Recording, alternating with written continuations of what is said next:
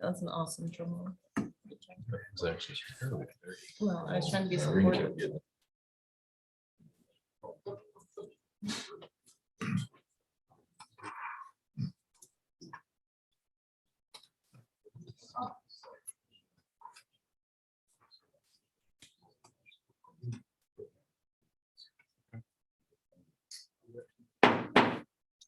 Call to order the meeting of the Southeast Polk Board of Education. It's March 10th, 2022, and it is 5:30 p.m. Karen, can I get a roll call? Chad, Here. Lori, Here. Bridget, Here. Rick, Here. Whitney, Here. Brett, Yes. Tom,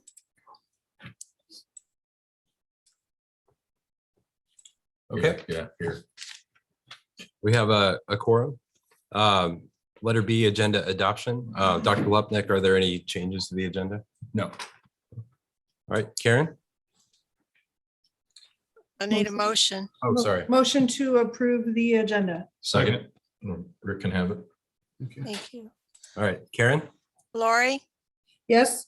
Bridget, Yes. Rick, Yes. Whitney, Yes. Brett, Yes. Chad, Yes. All right, on to letter C, district vision and mission. Would anyone like to read? I can read it. Okay. Southeast Polk Community School District, learn, lead, live, success for college, career, and civic life. Engaging all students in learning a challenging curriculum delivered through quality instruction. Thank you. All right, on to letter D, public comments. We have Greg Lyons here. Do you come up and state your name and address, please? Greg Lyons, 3870 Southeast 96th Street in Runnels, well, outside of Runnels. 31 words which affirm the values and freedom that American flag represents are recited while facing the flag as a pledge of Americans' loyalty to their country. The Pledge of Allegiance was written for the 400th anniversary in 1892 of the discovery of America. A National Committee of Educators and civic leaders planned a public school celebration of Columbus Day to center around the flag, including with the script for ceremonies that would culminate in raising of the flag was the pledge. So it was in October 1892 Columbus Day programs that school children across the country first recited the Pledge of Allegiance this way. I pledge allegiance to my flag and to the republic for which it stands, one nation indivisible with liberty and justice for all. Controversy continues over whether the author was chairman of the committee, Francis Bellamy, or James Upham, who worked for the publishing firm that produced the magazine. The pledge was published anonymously in a magazine and was not copyrighted. According to some accounts of Bellamy as author, he decided to write a pledge of allegiance rather than a salute because it was a stronger expression of loyalty. Something particularly significant, even 27 years after the Civil War ended. One nation, indivisible, referred to the outcome of the Civil War, and liberty and justice for all expressed the ideals of the Declaration of Independence. The words "my flag" were replaced by the flag of the United States in 1923 because some foreign-born people might have in mind the flag of the country of their birth instead of the US flag. A year later, of America was added after United States. No form of the pledge received official recognition by Congress until June 22nd, 1942, when it was formally included in the US Flag Code. The official name of the Pledge of Allegiance was adopted in 1945, and the last change in language came on Flag Day 1954 when Congress passed a law which added the words "under God" after one nation. The Pledge of Allegiance now reads, I pledge allegiance to the flag of the United States of America and to the republic for which it stands, one nation under God, indivisible, with liberty and justice for all. I'm hoping that Mr. Lyons, we're pretty close on time. I'm going to be done in 10 seconds. I will again speak to the board regarding the Pledge of Allegiance in this room before your meeting starts. I've started gathering signatures. I have just short of 100, but we'll gather at least 500 this weekend, which is required by law to bring it to your attention and make it an agenda item. That'll be 500 people more that know that our school board does not do what the law requires in every classroom, every morning before they start classes. Thank you. Thank you.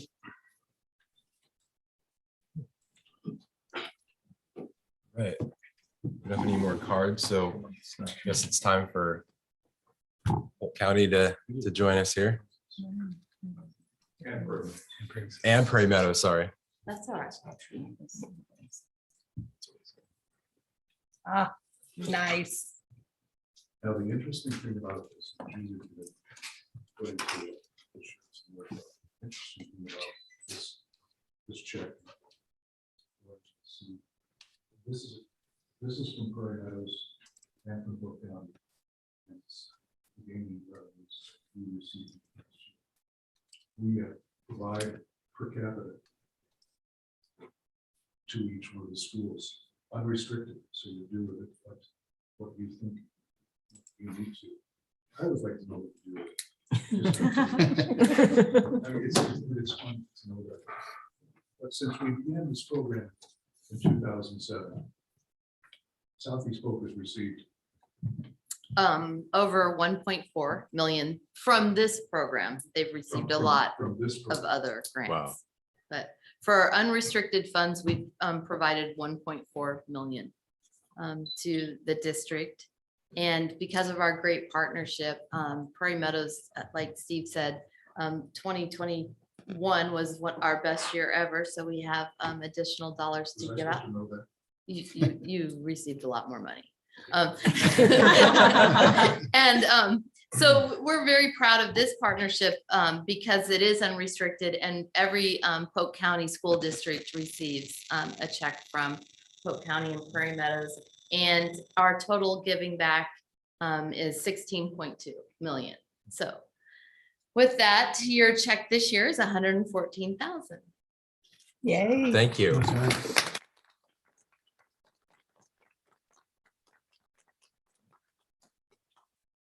The Southeast Polk Schools receives a lot more than just this.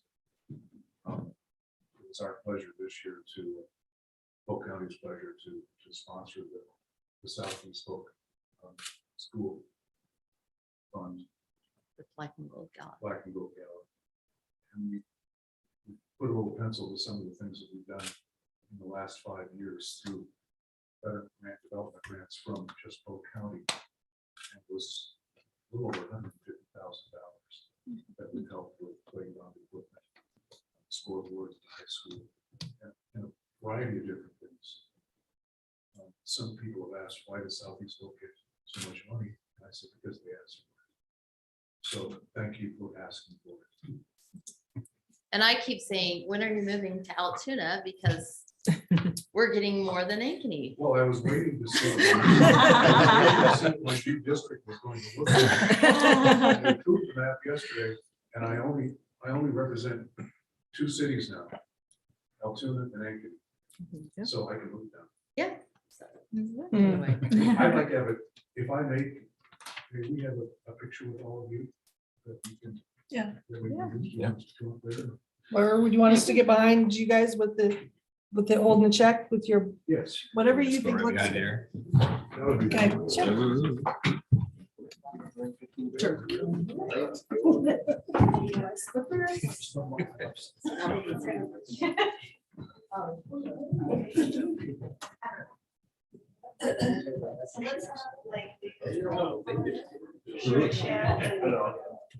I think it's one of those that like. We'll have some on that side. party alerts and stuff yet. So Well, I haven't had a check. You guys get a check. Yeah,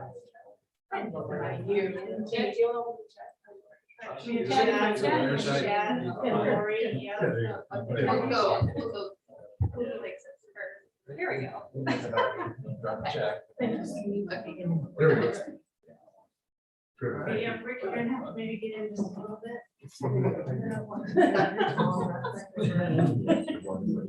Yeah, there we go.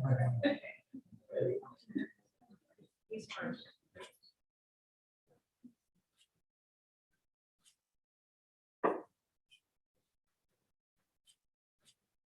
I know, sorry. Just keep smiling. Keep thinking about. And then I'm gonna do it on this one because. Jack didn't have it. Oh, by the way, you already have the bill check. I hope it's already. All right. Kevin will let us know the budget. Here we go. 1, 2, 3.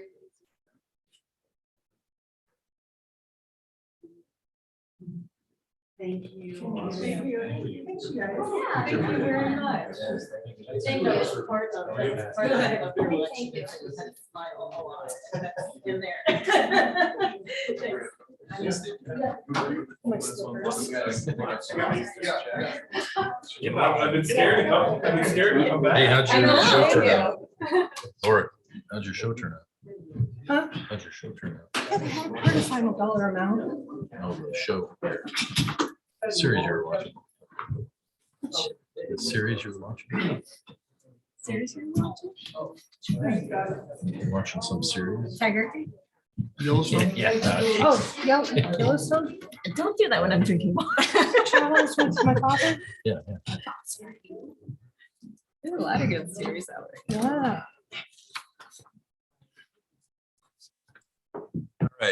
Yeah. Before we get to the business of tonight's meeting, I've prepared a few words I'd like to share. As you all know, it's been a difficult week for many families in our Southeast Polk community. Over 100 homes were hit by the tornadoes that ripped through Polk County on Saturday, many of which had major damage or were completely destroyed. Students, staff, and administration are among those directly impacted. It's heartbreaking. What has been incredible to see is the outpouring of support from our community. 4 Mile Elementary was set up as a command center on Saturday night and all day Sunday. Dr. Lupnick, Tammy Steenhook, board members, staff, and community members all jumped in to help immediately. Our Fellowship of Christian Athletes students put together a prayer at the flagpole at 4 Mile. We moved counselors to our most affected buildings this week, and each of our buildings took time to listen and empathize with those directly or indirectly feeling the hurt from this devastating storm. Runnels has put on a coin drive that has raised thousands of dollars. Spring Creek has been collecting money and gift cards. Meal trains have been set up. Our local business community, Chamber of Commerce, nonprofits, and churches have all stepped up big time. Our first responders, Mid-American Energy, and Polk County have all been working together to clear roads, assess damages, and coordinate with our transportation department to adjust bus routes. Neighbors, friends, and complete strangers are out with chainsaws and heavy equipment clearing debris. We all know things won't go back to normal for a long time for many of our families, and even after homes are rebuilt, the mental strain and trauma will be felt for years to come. It's important for us to continue to pull together as a community and help each other for the long haul. We started the year off with a new slogan, One SEP. This last week has shown that this is not just a hashtag, but it's how we do things here. I want to say thank you to everyone who has given their time, talent, and financial resources to help out. I know it's very appreciated by those that were impacted. So, thank you.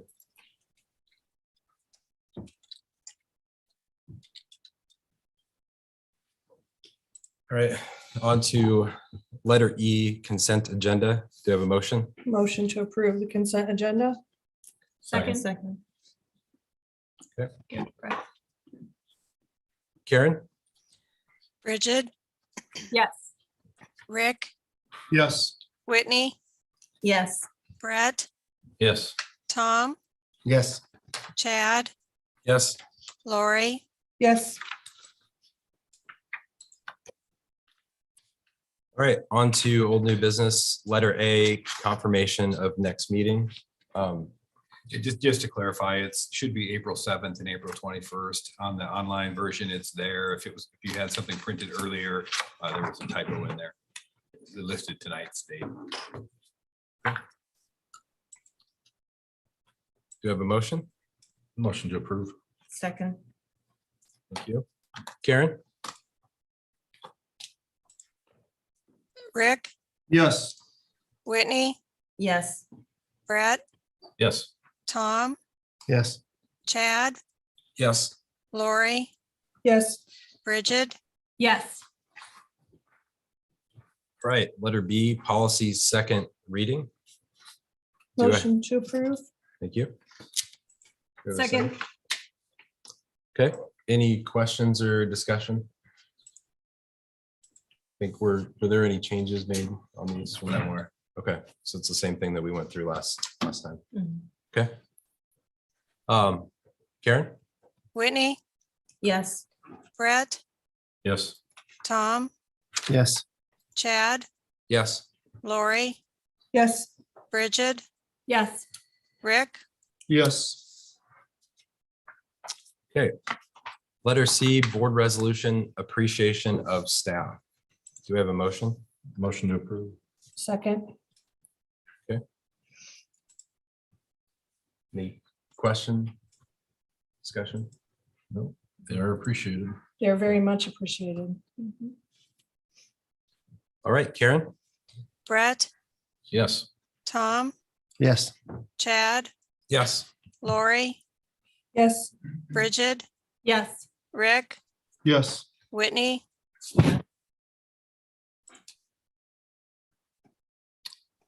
All right, letter D, public hearing for roof repairs and specifications of the high school. It is 5:47 PM. We'll now open the public hearing to receive comments. Board Secretary, have you received any written comments? I have not. Is there anyone present wishing to provide comment?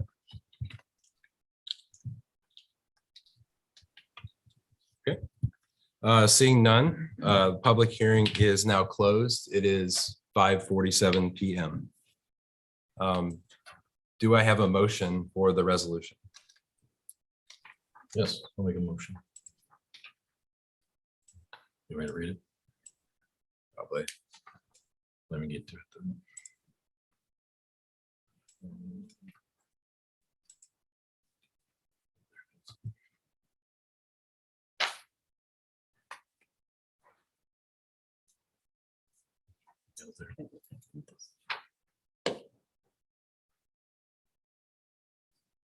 You can flip the pages.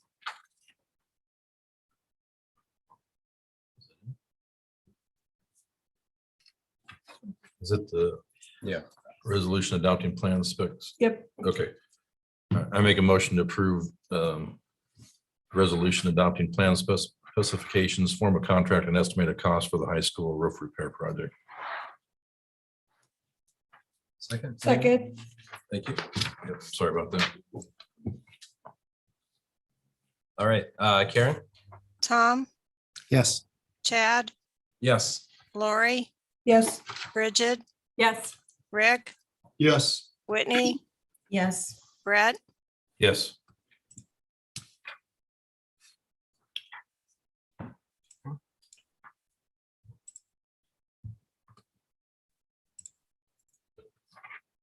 Resolution has been duly adopted. Letter E, another public hearing here, is 5:49 PM. I will now open the public hearing to receive comments on parking lot improvements, plans, and specification. Board Secretary, have you received any written comments? I have not. Is there anyone present wishing to provide comment? Okay, seeing none. The public hearing is now closed. It is 5:49 PM. Can I get a motion for the resolution? A motion. I motion to accept the resolution for adopting plans, specifications, forms of contract, and estimate of costs for the parking lot improvements, junior high, Spring Creek, Old District Office, and Reynolds Elementary project. Second, Thank you. Clarification, I thought the old district office was not gonna be included. It's just the north lane along there is crumbled. Oh, so just. okay. It's not the rest of the parking lot. Okay, that's what I thought. Okay, thank you. Any other questions? All right, Karen? Chad, Yes? Lori, yes. Bridget, Yes. Rick, Yes. Whitney, Yes. Brett, Yes. Tom, Yes. All right, letter F, set public hearing for 2022-2023 budget. Do we have a motion? Motion to set the public hearing for the 22-23 budget. Second. Any questions? No? All right, Karen? Lori, Yes. Bridget, Yes. Rick, Yes. Whitney, Yes. Brett, Yes. Tom, Yes. Chad, Yes. Okay. Letter G, public hearing for mechanical and plumbing, middle school building. Motion- okay, go ahead. I'll move to set the public hearing for the mechanical and plumbing for the middle school building. Second, Karen? Bridget, Yes.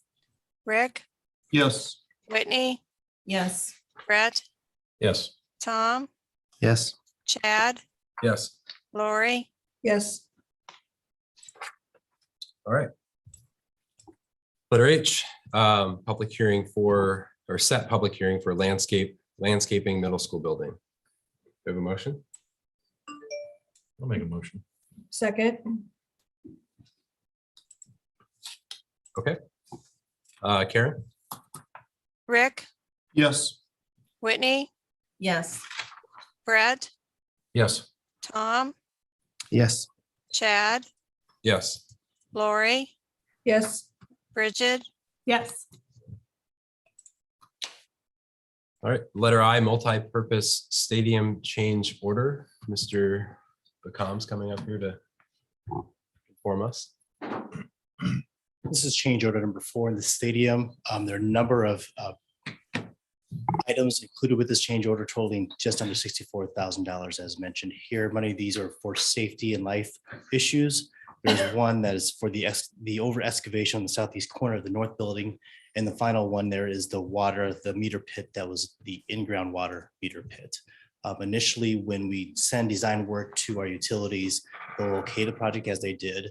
But when the shop drawings are sent out, which is post bid, they came back and said that water pit was needed for this particular project.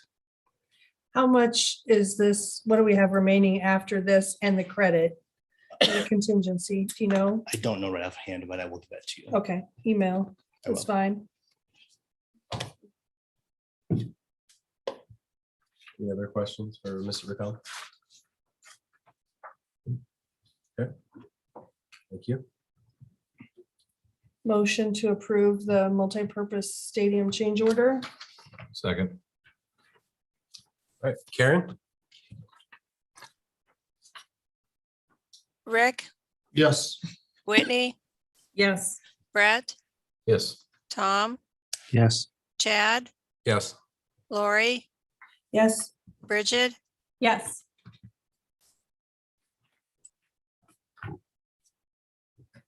All right, that concludes the action portion of our meeting. On to topics for discussion. Superintendent report, Dr. Lutner. Thank you. Some good news items. We talked over the last couple of weeks here about Clay Elementary. The Healthy Estate Initiative Annual Awards went out over the last 3 weeks, I guess. And Clay Elementary was named the overall K-12 building winner across the entire state of Iowa. They're recognized for their efforts to improve the physical, social, and emotional well-being of students, employees, and fellow Iowans. I don't know if we can emphasize that enough. I just think that's a fantastic thing. So hats off to them. The high school career and trades fair was a big success. We had over 30 participants, and more have already asked to be part of this next year. So it was a good chance for our students to make contacts with professionals in the fields that they have interest in for their future careers. We had our board visit this month to Centennial. On the other side of spring break, we'll be visiting Willowbrook on the Friday after spring break. And then we just have Altoona and a junior high left this year. We'll have hit every building this year. This month, since our last meeting, Read Across America has happened. We had many guest readers throughout the elementary buildings in our district as that. The Best Buddies Inclusion Day. Hopefully you saw that the board video was included in the group's overall video. A nice message. Parent-teacher conferences are finishing up tonight as we speak for our elementary schools. Secondary finished last night, and it's National School Breakfast Week. So I want to make sure we give a shout out to the food service and breakfast that is provided. Clarification, Yes. on the career and trades, that's 30 different businesses, 30, not yes. 30 students. Oh, no. Yes, Yes. man. I just A lot wanted more to students, clarify yes. that. Okay. Yes. Do we know how many students participated? That's a great question. I can find out and I'll put it in our update. Thank you. I can't promise tomorrow, It's but I'll okay. try. I then would just take a minute to echo the words of the board that Chad shared at the beginning of the meeting tonight about this week. And there's no better way to say it. I'm not going to try and steal any thunder, but I would say one thing. If there's anybody that's tuning into the meeting or listening, wondering how they can help or wondering how they can receive help, we've got a list of resources and information and links to that on our website. I would direct you there or the hotline 515-323-5221 will also be able to be a point of contact and get you to the resources that you need or point you as a volunteer in the direction where you're most needed. So I wanted to make sure that we shared that as well.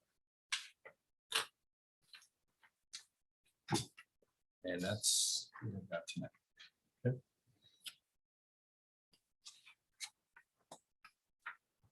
All right, letter B, monthly financials. Mr. Bacon.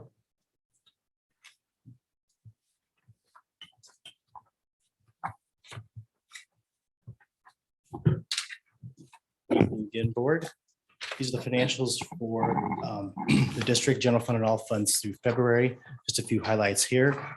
General fund revenues are up 4.7%. One of the things that you should know too on this is the instructional support dollars, the income surtax dollars we have there, relatively low compared to last year. We've only received one payment so far this year. We received two last year. So I still think that is going to be up compared to last year, and it should be up compared to last year.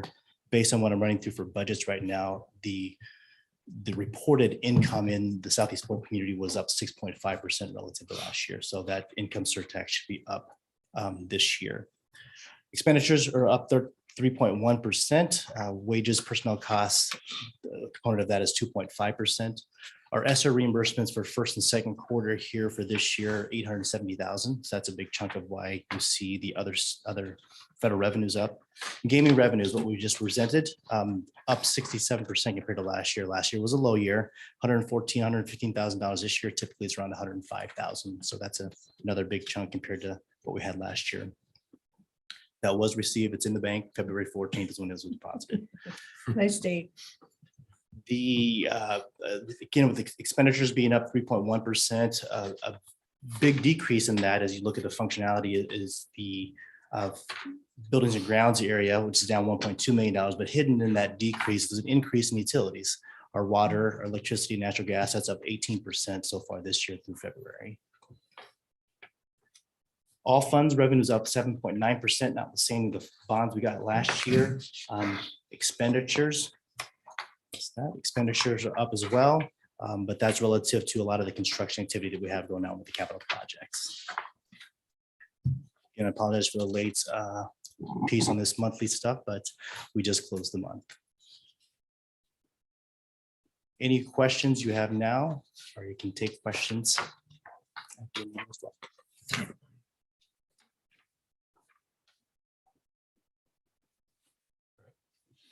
like you're good. Thanks, Kevin. You're welcome. I guess you're staying up there, aren't you? I am. Budget discussion FY 23, part 2. Part two.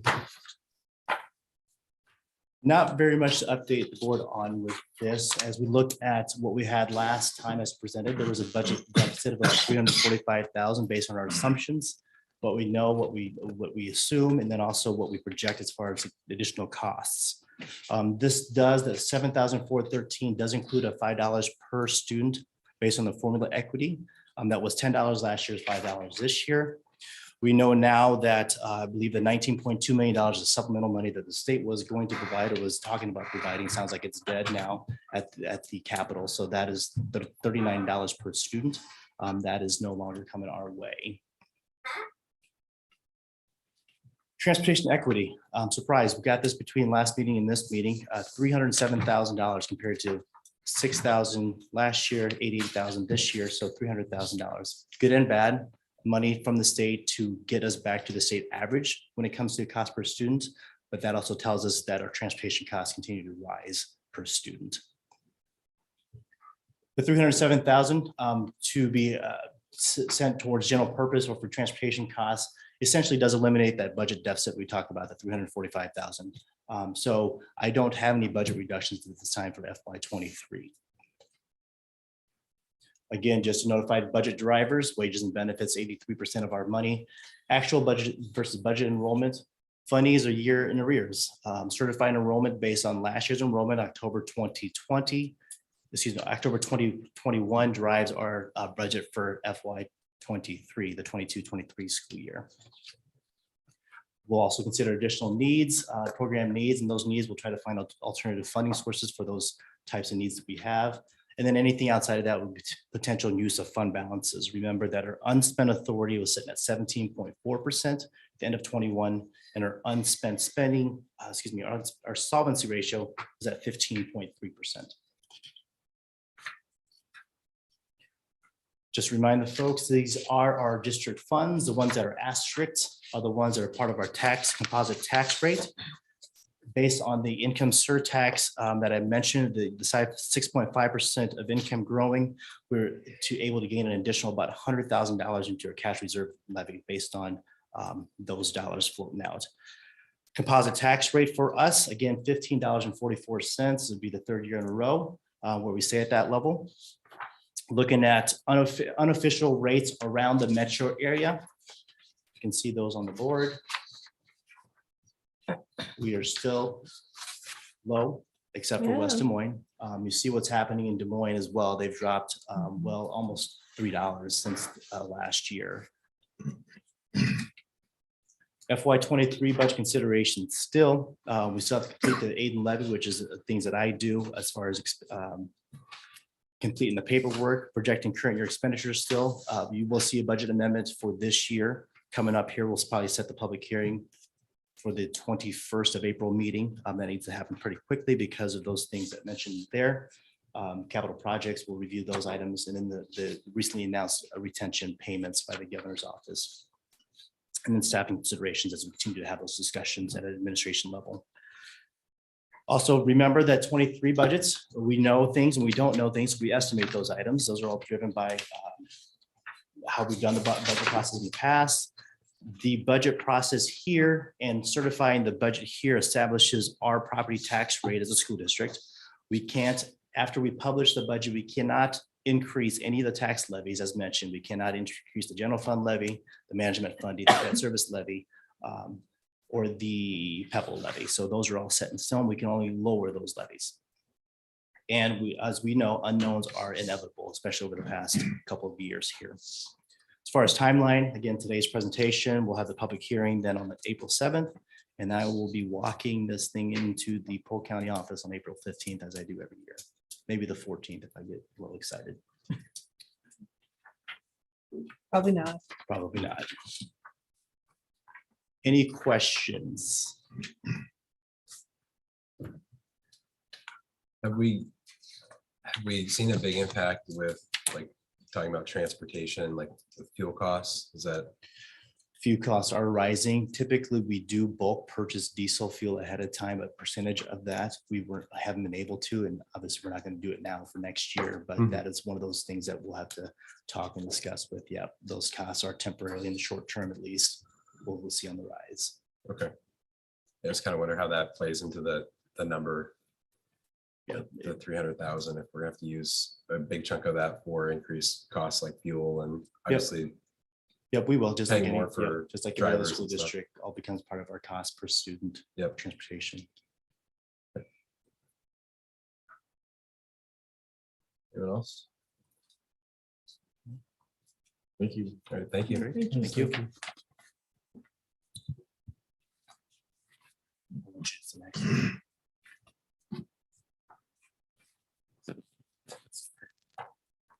The next item is the stadium update, and Mr. Good here is here to talk about. the Okay. stadium update.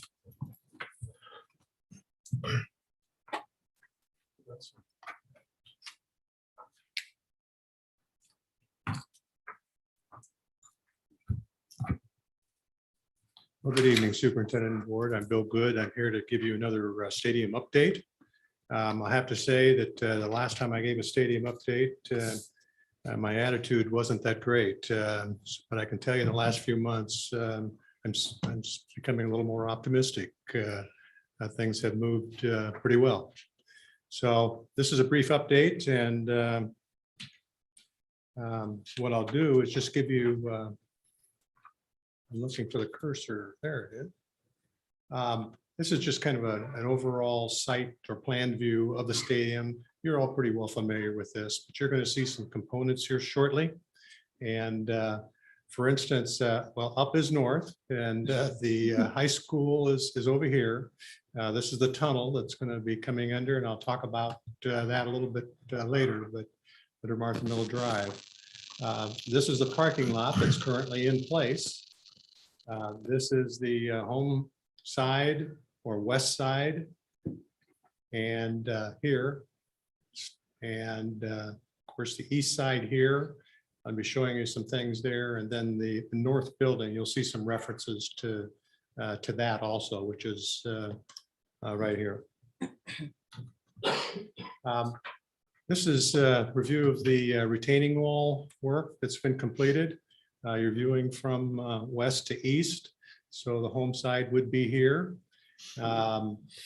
And they've made good progress with this. They're currently backfilling. This is the east retaining wall. They're currently backfilling behind that. But as you can imagine, frost inhibits work quite a bit. So they're spending a little extra time doing that, but they've made some good progress in that regard. This is the north building, and just for your reference, I put some notes here as to what will be there. This is currently the west end of the north building. You notice the overhead door here for band storage. There's another overhead door here for track and soccer storage. There'll be 2 team locker rooms here, and there'll be 2 smaller locker rooms over here in this northeast. And I have another view of that. So yeah, this is that northeast where there'll be some smaller locker rooms here, and then an overhead door here for football storage. This is just another view of the north building, showing where the locker rooms will be here. Again, track storage and band storage on the west end of the north building. This was just taken this week, and what you see here is the start of the bases for the bleachers, the stands. If I remember right, there's going to be 19 of these footings put in here for the bleachers that will run here, and 17 back here. And so what you see are the forms for the bases for those upper level bleachers. As far as recent progress, 70% of the masonry work is complete in the north lobby. Masonry work is very dependent upon the weather. 32 degrees is kind of a key time for mortar. So, but they have been making some progress because we have had some 32-degree weather or better. In that north building, they're chunking frost for electrical and plumbing rough-ins. Those are underway. And I mentioned the backfill operation. There's anywhere from 1.5 feet to 3 feet of frost over at the stadium, depending upon where you're at. As far as supply chain status, this is one I feel real good about because that's always been a question and issue in any project. And the contractor has been very timely on delivery of materials. Actually, we've got a storage problem at the stadium now because we have ordered ahead on so many materials, whether they're masonry or steel studs or utility piping. A lot of materials on site right now. And then there's also some being stored in warehouses. We want that to be there when we need it. Per the contract, 38% of the work is complete, which includes those materials that are stored. As far as upcoming work, Martha Miller Drive is scheduled to be closed. Everyone's looking forward to that, I'm sure. April 19th through August 12th. And the district is working on a communication plan for students and parents to make sure that that word is out. Site utilities will start again once most of the frost is out of the ground, which will be down on the field area. That's where the deepest frost is right now. Water, the lower points, more frost. They're going to continue backfilling. They're continuing on the bleacher footings, and work continues on that north building. As far as the schedule, we've had what I'll call some spirited meetings with contractors as a result of scheduling and priorities. But those have resulted in some actions too. So there's been, they are listening. The weather in the next month is just absolutely key. I might not be as optimistic next time, depending upon what our next month brings, because there's an awful lot of site work, a lot of dirt work. And we need some weather to get that moving ahead. And we do talk about the schedule every week. And the current schedule shows an October 2022 completion.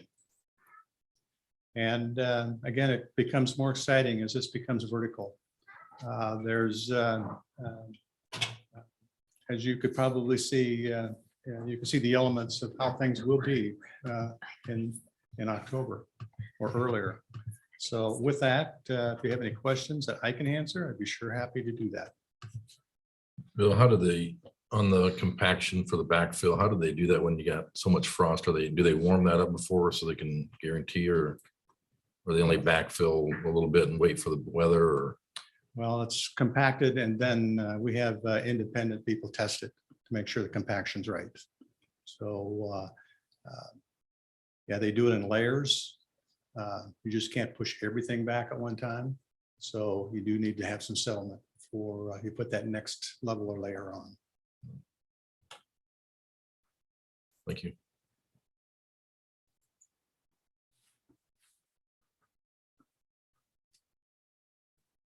President, that's all I got. Sorry. Well, great. Thank you all very much. Just hoping for good weather. Thanks, Bill. That's right. Please. Yep.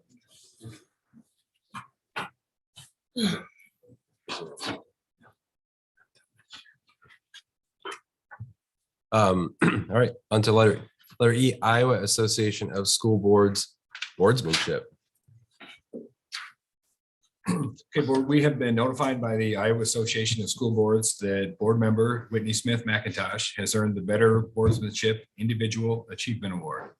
She'll be officially recognized and receive a certificate next November at the IASB Conference General Session. I believe it's November 17th. So hats off to Whitney for demonstrating the commitment to learning and boardsmanship. We don't have anything to give you yet. It's okay. I'm just gonna keep on learning. There's a lot to learn, so. Thank you. Nice work, Whitney. Congratulations. How long Is she the did that first take? rookie ever to win that award? She might. I'm the first one to do it in like 4 months. It only took you 4 months. Oh, yeah, I was slacking off. In honor of Jason Kurth, I make a motion to adjourn. Was that an official motion? That's an official motion. Second. If you don't Yes, second it, right. then I All make. right.